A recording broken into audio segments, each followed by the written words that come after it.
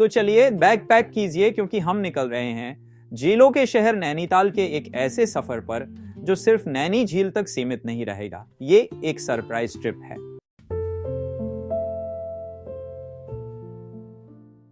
तो चलिए सबसे पहले बात करते हैं कि नैनीताल पहुंचे कैसे। अगर आप ट्रेन से आ रहे हैं तो सबसे नजदीकी रेलवे स्टेशन है पाटगोदाम।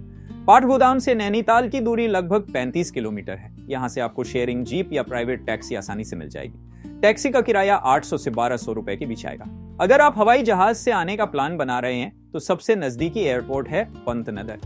पंतनगर से नैनीताल लगभग 70 किलोमीटर दूर है। वहां से टैक्सी का किराया 1500 से 2000 रुपए तक हो सकता है। और अगर आप बस से सफर करना पसंद करते हैं तो दिल्ली समेत कई बड़े शहरों से नैनीताल के लिए सीधी वॉल्वो और सरकारी बसें चलती हैं जो आपको सीधा नैनीताल पहुंचा देती हैं। आप नैनीताल पहुंच गए। अब या तो आप टैक्सी वालों से मोल भाव कर सकते हैं या फिर वो कर सकते हैं जो हम करने वाले हैं, पहाड़ों की असली आजादी का मजा लेना। जी हाँ, हम रेंट पर लेंगे एक बाइक या स्कूटी। नैनीताल के मल्लीताल या तल्लीताल में आपको कई बाइक रेंटल्स मिल जाएंगे। अब बात करते हैं खर्चे की। याद रखिए ये कीमतें नवंबर 2025 के हिसाब से अनुमानित हैं। स्कूटी जैसे एक्टिवा या जुपिटर आपको 600 से 800 रुपए प्रतिदिन के हिसाब से मिल जाएगी। नॉर्मल बाइक्स जैसे पल्सर या रेंजर इनका किराया 800 से 1100 रुपए के बीच हो सकता है। और अगर आपको रॉयल एनफील्ड चाहिए तो क्लासिक 350 के लिए 1200 से 1500 रुपए और हिमालयन के लिए 1500 से 1800 रुपए तक देने पड़ सकते हैं। ध्यान दें, पेट्रोल का खर्च आपका अलग से होगा। बाइक की चाबी हाथ में है, हेलमेट पहन लिया। चलिए, हमारा पहला स्टॉप नैनीताल की भीड़ से थोड़ा दूर लगभग 20 किलोमीटर एक ऐसी जगह है जहां दुनिया भर से लोग शांति की तलाश में आते हैं। हम बात कर रहे हैं कैंची धाम की। बाबा नीम करोड़ी जी का ये आश्रम यहाँ की हवा में ही एक अलग सुकून है। कुछ देर यहाँ बिताएं, आपको अद्भुत शांति महसूस होगी। शांति मिल गई, अब थोड़े एडवेंचर के लिए तैयार हो जाइए।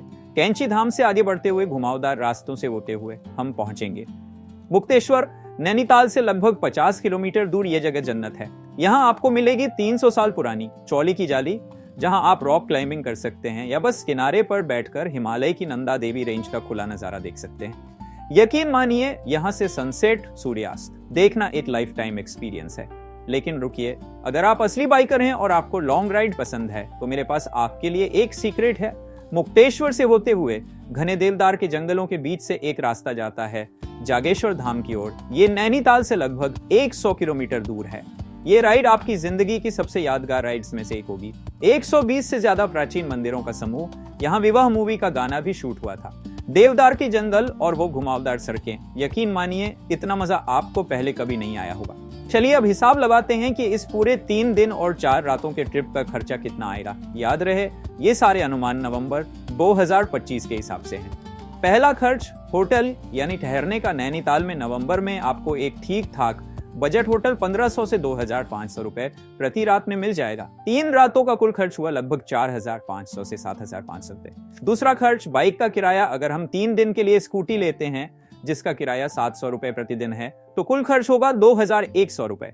तीसरा खर्च पेट्रोल। कैंची धाम, मुक्तेश्वर और जागेश्वर इन सब जगहों को घूमने के लिए पेट्रोल पर खर्चा लगभग 1200 से 1500 रुपए आएगा। चौथा खर्च खाना पीना। 4 दिन का खाने पीने का खर्च अगर आप लोकल कैफे और ढाबों पर खाएंगे तो लगभग 3000 रुपए प्रति व्यक्ति पड़ेगा। पांचवा खर्च अन्य जगह, इसमें बोटिंग, एंट्री टिकट जैसे छोटे मोटे खर्चे आते हैं। इनके लिए मान लीजिए लगभग 1000 रुपए और जोड़ लें।